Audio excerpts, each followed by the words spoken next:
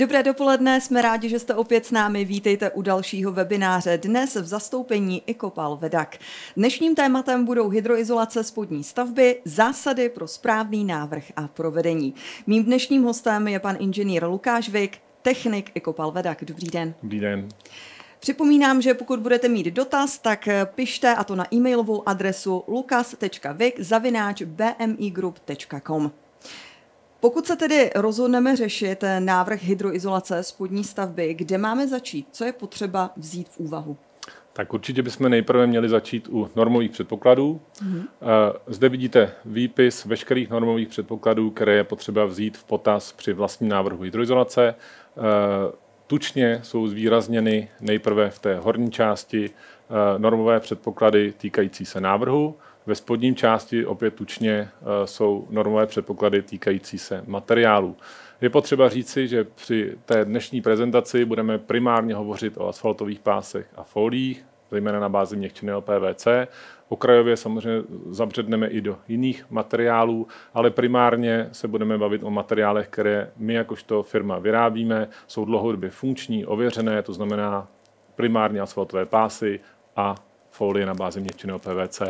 Vrátím se k normovým předpokladům. Červeně zvýrazněná je norma 730601 týkající se ochrany staveb proti radonu z podloží. Proč je zvýrazněná červeně?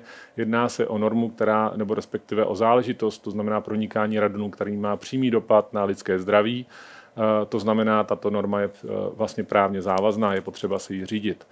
Ty ostatní normy, které jsou tence, to jsou normy v podstatě okrajové, ale je potřeba je při vlastním návrhu také vzít v potaz, týkají se primárně podkladní konstrukce, tepelné izolace a dalších. Další zvýrazněná tlustě je vyhláška o technických požadavcích na stavby z roku 2009, číslo 248 sbírky. Další záležitostí, kterou je potřeba vzít v úvahu, nebo tou hlavní, tou první, je hydrofyzikální namáhání. To znamená, do jaké míry je spodní stavba namáhaná z hlediska vody.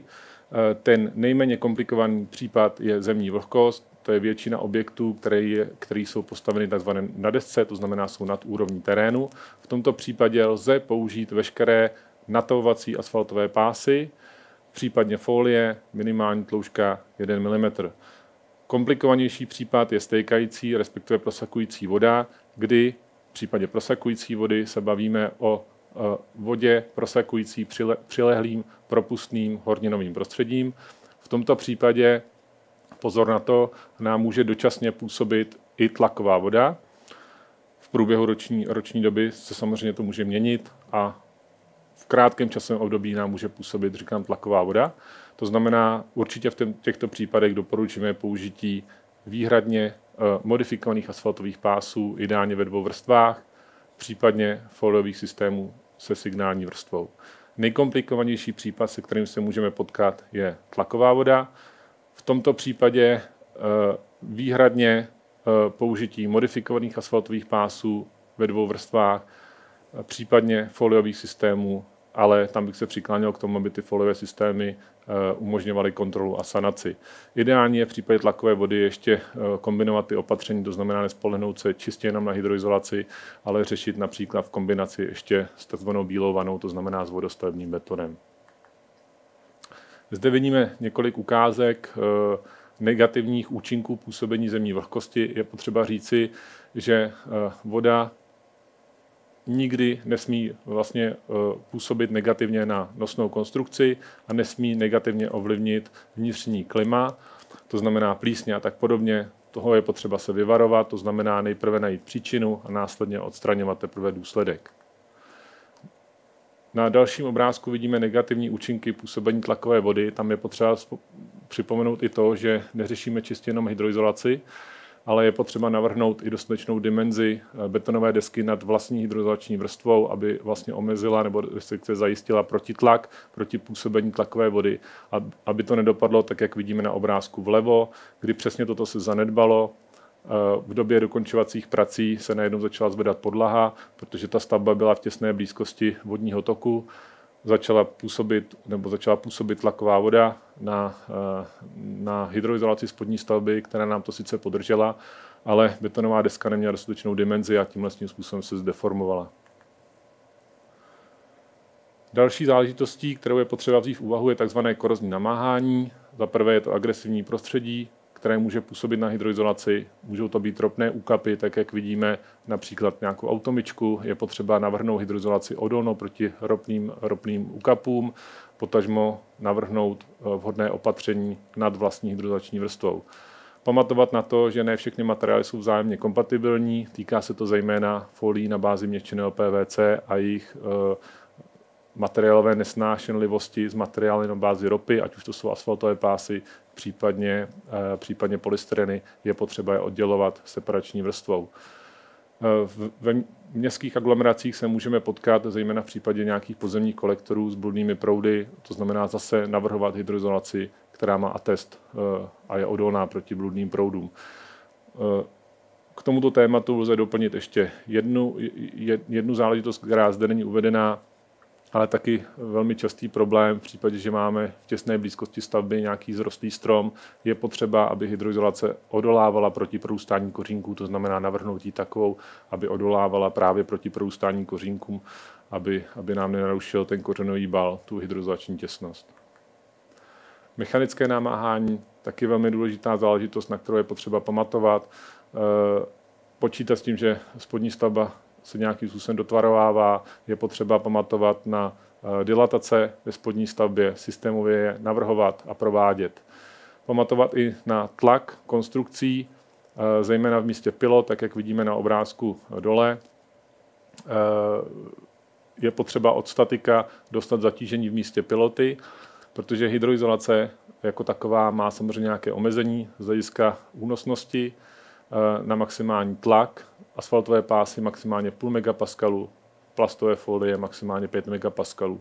Pak, když řešíme systém v asfaltových pásech a dostaneme od statika zatížení, než je větší než 0,5 megapaskalu, je potřeba v místě právě té piloty vkládat přířez, folie, která je například kompatibilní s asfaltovým pásem, to znamená folie na bázi kopolymer bitumenu a vlastně vložit ji do souvrství hydroizolace.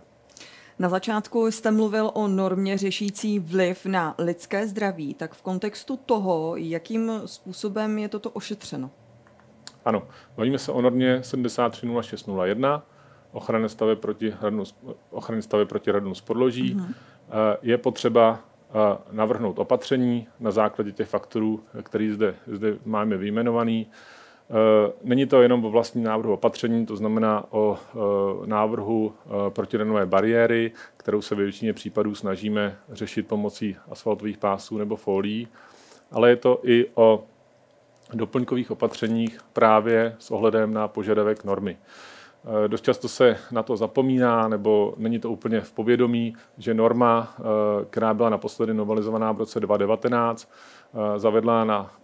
zavedla požadavek vlastně na odvětrání podloží v případě, že máme podlahové vytápění, případně máme pod deskou násyp o větší tloušťce než 50 mm, případně je vyšší radonový index stavby a je v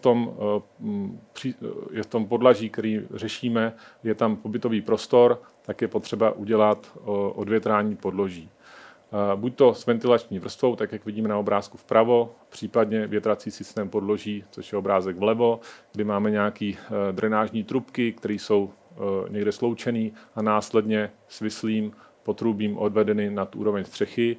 Upozornil bych zde na jednu podstatnou věc, na kterou se zapomíná. Je potřeba to svislé potrubí odvodní dělat dokonale těsné, koordinovat jednotlivé profese. Občas se potkáváme s tím, že zjistíme, že to svislé potrubí není udělané dokonale těsně, respektive nějakou následnou činností stavební dojde k jejímu perforaci a paradoxně si přivádíme radon do interiéru. To znamená opravdu velmi důležitá záležitost i to svislé potrubí dělat homogenně těsné.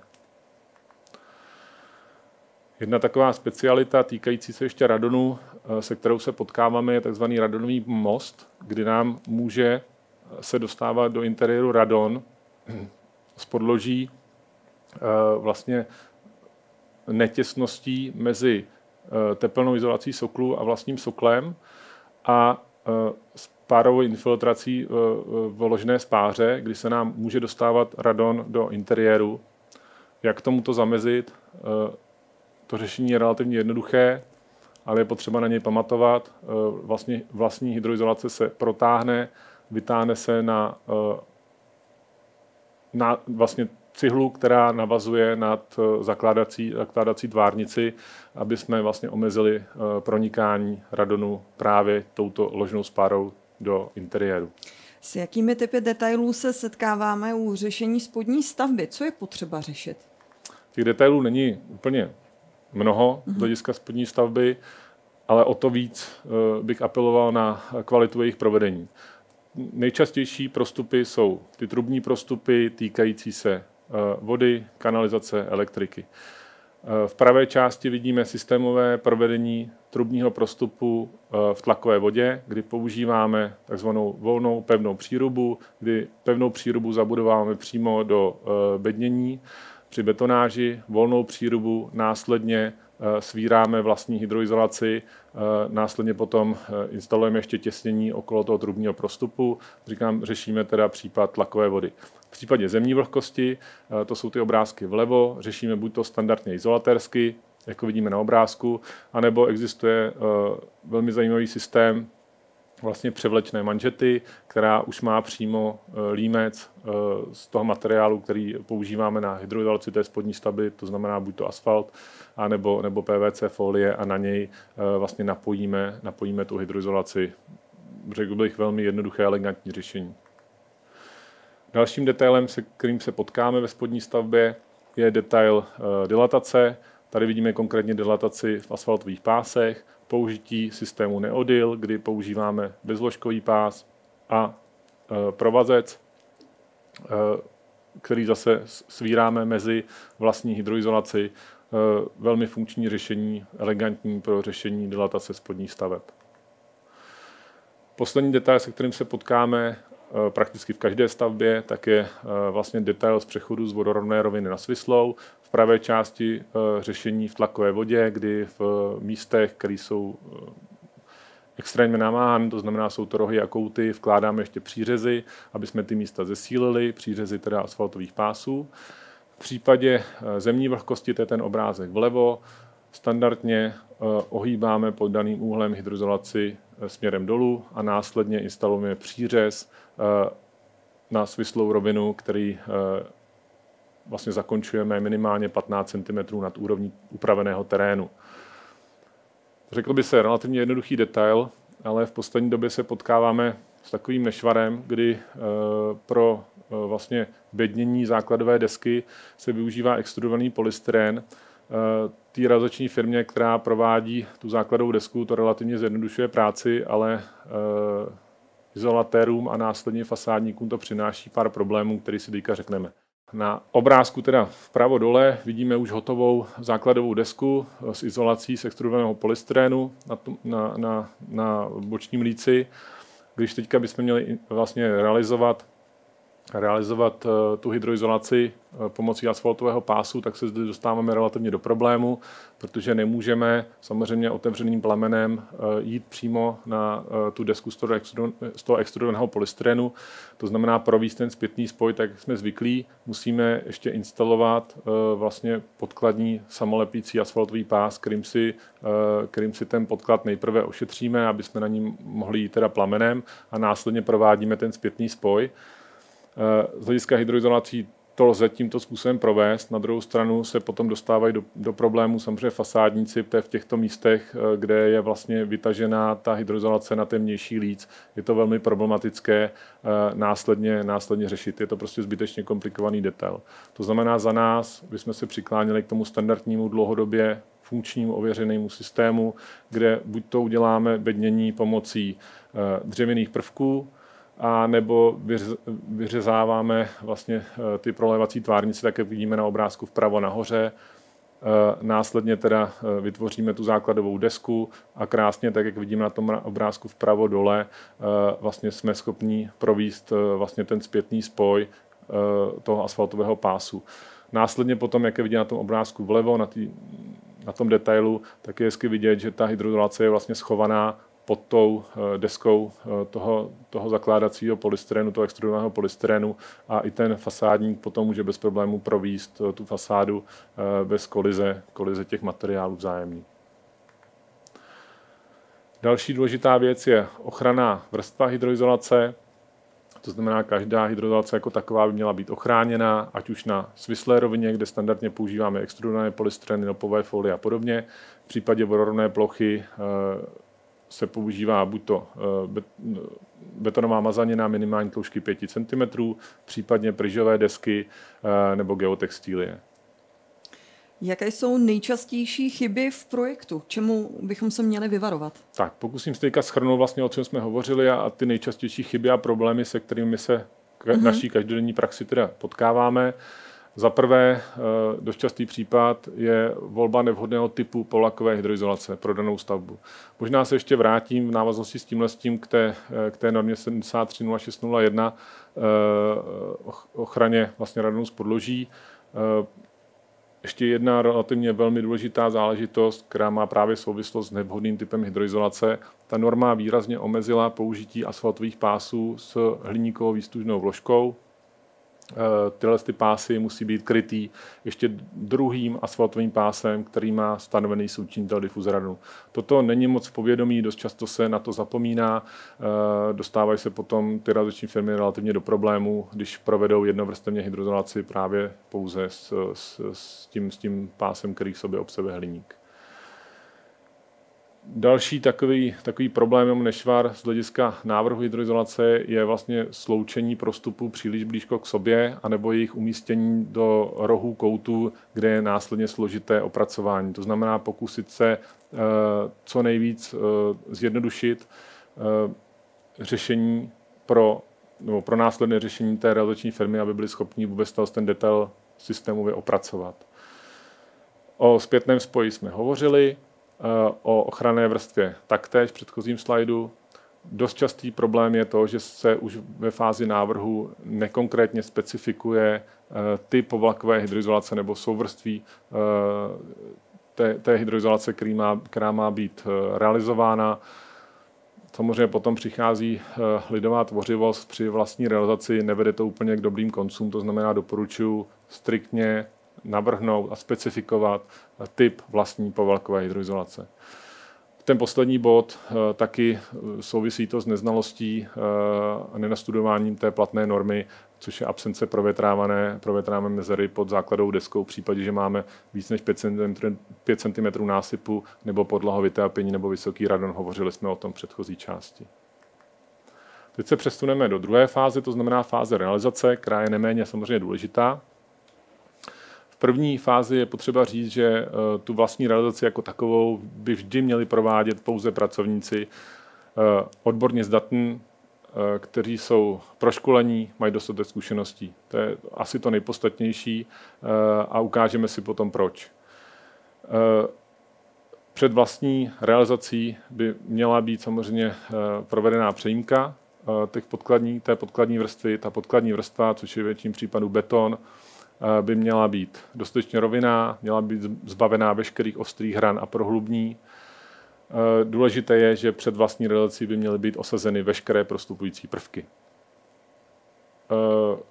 Že by se měla hydroizolace nebo pokládka hydroizolace provádět za optimálních klimatických podmínek, je asi jasné. Vždy by měly být dodrženy požadavky ze strany výrobců právě na optimální klimatické podmínky a případně přijmutý doplňkové opatření, které specifikuje právě výrobce. Zajištění manipulačního prostoru, bavíme se o výkopu minimálně 80 cm, aby vůbec byl proveditelný ty práce izolaterský, tak by měly být. Zajištění potřebného vybavení pracovníků, taky se s tím hodně často potkáváme, že nejsou ty pomůcky, které ty izolatéři používají, úplně optimální. Je to, říkám, alfa, omega, taky zpracování, jsou samozřejmě i ty nástroje, které k tomu ty pracovníci používají. Bezpečnost práce, to je asi jasné. a kontrola i hned po vlastním provedení hydroizolace by měla být provedená, mělo by se to smluvně nebo zajistit smluvně před vlastní realizací, se domluvit na kontrole provedených prací a i hned potom provést teda i další případné ochranné vrstvy, aby se neperforovala vlastní hydroizolace. Tady se dostáváme k vlastní pokládce, nejprve tedy asfaltové pásy, vidíme systémové provedení, přesah minimálně 10 cm. Hezky na tom obrázku vpravo dole je vidět ilustrativně provedení toho asfaltového návalku, housenky, to už je jedno, jak tomu budeme říkat, prostě toho výtoku asfaltového pásu, který by měl být jednolitý. My ten asfaltový návalek vždycky vyžadujeme, rozhodně nedoporučujeme špachtlování, tím špachtlováním se spousta věcí schová, to za prvé, a za druhé se tím může i vlastní hydroizolace poškodit, to znamená rozhodně nešpachtlovat. V té levé části vidíte systémovou ukázku pokládky asfaltového pásu ve 2 vrstvách. Asfaltové pásy se obecně kladou ve stejném směru, převazují se ideálně o polovinu a vystřídávají se jak podélné, tak příčné spáry. Obdobně pokládka folií, potřebujeme prostě docílit vodotěsnosti, potřebujeme docílit plynotěsnosti. To znamená, používáme k tomu nástroje, které k tomu jsou určený, rozhodně nepoužívat nějaké pistole na opalování oken a tak dále. To rozhodně není systém. Tak a teď vidíme teda pár zase příkladů z praxe, kdy se to úplně nepovede, nehomogenní spoje, netěsné, nejsou plynotěsné, to znamená, máme problém z hlediska radonu, máme problém z hlediska zadržování vody. V tom spodním obrázku je vidět nedostatečný přesah, hovořil jsem o tom, že minimálně má být 10 cm, tady vidíme 5 cm přesah, což je samozřejmě systémově špatně. Provedení hydroizolace na svislých plochách, zase nejprve, jak by to systémově mělo být provedeno, to znamená asfaltový pás, což je primárně problém, samozřejmě na těch svislých plochách máme primárně problém s asfalty, kde může docházet teoreticky ke sjíždění těch asfaltových pásů, to znamená, ty asfaltové pásy se kladou od spoda nahoru, aby jsme šli vlastně po vodě. Náležitě se krátí, říkáme maximálně 2 metry, kotví se, aby právě nedocházelo k tomu sjíždění. Vždy se natavují směrem od zdola nahoru. Naopak tady vidíme nějaký ostrašující příklady z praxe, jak by to určitě vypadat nemělo. V té levé části instalace, respektive poškození asfaltového pásu při té instalaci, takhle to rozhodně vypadat nemá. Stejně tak v té pravé části nedodržení bezpečnostních požadavků a to za prvé a za druhé ten pracovník absolutně nemá pod kontrolu vlastně natavování toho asfaltového pásu, natavuje ho nad hlavou, to znamená nemá absolutně pod kontrolou, jak ten pás natavuje, jestli dostatečně nataven nebo není. Provedení systémové prostupů v levé části asfaltové pásy, v pravé části folie. Naopak zase několik neúplně povedených příkladů z realizace, když si s tím ta realizační firma úplně neví rady, takhle to rozhodně vypadat nemá. Provedení zpětného spoje, hovořili jsme o tom v té první části v tom návrhu, takhle vidíme, jak by to v reálu mělo systémově vypadat. Naopak takhle to rozhodně vypadat nemá. Ten obrázek vlevo je úplně pro nás to nejhorší, co může být, když nás někdo zavolá na stavbu, je tímhle tím způsobem ukončená hydroizolace zároveň vlastně s hranou desky. Není vlastně jakoby vůbec možné v tomto místě provést ten zpětný spoj, prakticky neřešitelná záležitost. A ještě jak vidíte, tak jsme pod úrovní terénu, to znamená opravdu velký problém. Stejně tak v případě provedení těch fasádních prvků, francouzských oken a tak dále, dost častý taky problém, kdy si s tím ty realizační firmy úplně neumí poradit. Nedokonale vlastně nataví tu hydroizolaci, protože se bojí tady použít otevřený plamen v případě těch francouzských oken a tak dále. Samozřejmě existují samolepící pásy, které se zde dají s výhodou použít. Následně potom se nemusí používat úplně otevřený plamen. Dá se použít případně i horkovzdušné svaření těch pásů právě z důvodu eliminace rizika poškození toho fasádního prvku, ale je potřeba, aby v tomhle místě ta hydroizolace byla dokonale těsná, napojená na všechny tyhle prostupující, respektive ty napojované prvky. Bavili jsme se teď o chybách vzniklých v projektu. K jakým chybám pak ale dochází při té samotné realizaci?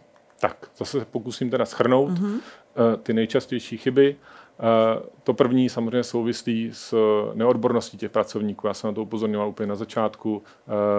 Pak to samozřejmě zavdává těm nejčastějším chybám a vadám, jak v ploše, tak v detailech. To přesně to, co jsme viděli, vychází primárně z lidského faktoru. Použití nesystémového materiálu, absence koordinace jednotlivých profesí. Taky dost častý problém, že následně po provedení vlastní hydroizolace se ještě dodatečně realizují nějaké prostupy a už to nerealizuje ta realizační firma, ta izolatérská firma, ale někdo prostě ze stavby nedokonale ten detail opracuje a máme samozřejmě problém. Pokládka na nedostatečně vyzrálou podkladní vrstvu se týká primárně betonů, kdy beton musí být dostatečně vyzrálý před vlastní pokládkou hydroizolace. Týká se to samozřejmě primárně asfaltových pásů, kde je potřeba, aby ten beton byl vyzrálý, nebyla tam zbytná vlhkost, aby se nám to potom negativně neprojevilo na vlastní hydroizolaci. Nesystémové skladování materiálu se týká taky primárně asfaltových pásů, taky dost častý nešvar. Asfaltové pásy musí být skladovány primárně vždy nastojato, nikdy ne naležato. Ve chvíli, kdy se ten asfaltový pás skladuje naležato, tak se samozřejmě zdeformuje a potom ta vlastní pokládka je velmi problematická. O klimatických podmínkách jsem hovořil, musíme se striktně držet požadavků výrobce. Ještě pár vzorových realizací, jak by to systémově mělo vypadat. Tady vidíme relativně velký komplex nemocnice ve východních Čechách. Vzorová realizace, stejně tak v případě tady bytového domu v Praze, kde jsme pod vlastně úrovní terénu, to znamená působí zde tlaková voda, byla zde zvolená kombinace černé, bílé vany, to znamená asfaltové pásy, následně ještě vodostavební beton, systémově velmi dobře provedeno. Stejně tak v případě této realizace, viděli jste už v předchozí části pár slajdů nebo pár obrázků z této realizace. Jedná se o nemocnici v severních Čechách, kde jsme se dostávali 12 metrů pod úroveň terénu. Ta hydroizolace ve výsledku dopadla velmi dobře. Zase to byla kombinace černé vany s bílou vanou, dopadlo to velmi dobře. Tady ještě ukázka trošičku menší stavby na Vysočině, kde ale se potkalo těch faktorů relativně hodně. Ta spodní stavba byla založena nedaleko rybníka.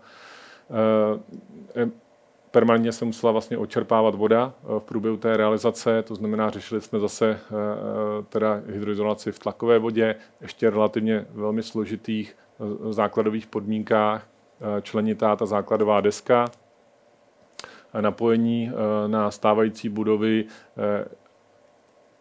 ještě vlastně napojení na podkladní extrudovaný polystyren, to znamená, když se dělala ochranná vrstva pomocí samolepícího pásu, následně se potom provedla ta vlastní hydroizolace proti tlakové vodě. Tady se vlastně v podstatě sešlo všechno, co se sejít mohlo. Relativně velmi komplikovaná realizace, ale už i vlastní návrh. Společně jsme to dali všechno dohromady, funguje ta stavba velmi dobře. To znamená, když se respektují ty všechny požadavky, o kterých jsem hovořil v té předchozí části, tak ve výsledku vše potom funguje tak, jak má, ke spokojenosti všech a tak by to mělo být. Vy teď aktuálně můžete vidět technický tým Icopal Vedak, takže pokud vás cokoliv bude zajímat, tak určitě neváhejte tento tým zkontaktovat. Popřípadě pokud vás zajímá přímo něco k dnešnímu tématu, tak se můžete obrátit na e-mailovou adresu lukas.vik@bmigroup.com.